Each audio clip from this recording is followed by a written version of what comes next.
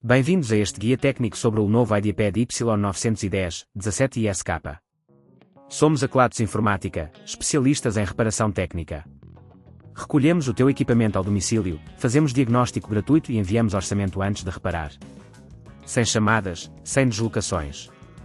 Estamos localizados na Cal Joaquim Maria Lopes 26, Madrid.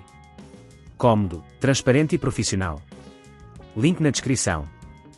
O que pode estar a acontecer com o teu Lenovo Ideapad Y910-17ISK é que ele está a fazer um barulho estranho, que normalmente indica que os ventiladores estão a ter dificuldades a funcionar corretamente.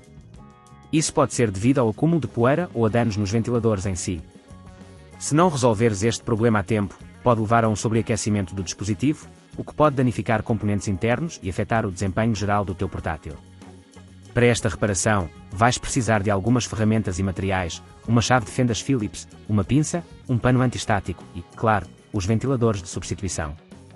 Para começarmos, primeiro vamos abrir o equipamento com segurança. Desliga o portátil e remove a bateria, se possível. Utiliza a chave de fendas para retirar os parafusos da parte inferior do computador, garantindo que os guardas num lugar seguro.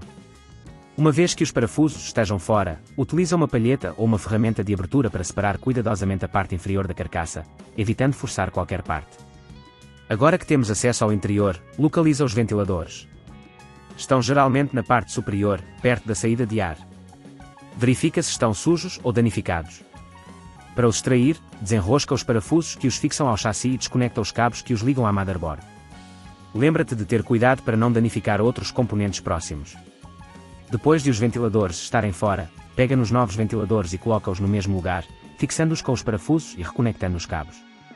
Certifica-te de que estão bem firmes, mas sem aplicar força excessiva. Uma vez que tudo está montado, é hora de fechar o portátil. Coloca a parte inferior de volta e aperta todos os parafusos que retiraste anteriormente.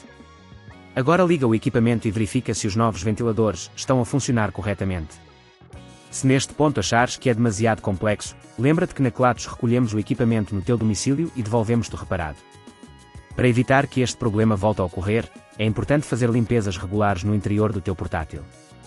Além disso, utiliza o equipamento em superfícies planas e rígidas para garantir uma boa circulação de ar.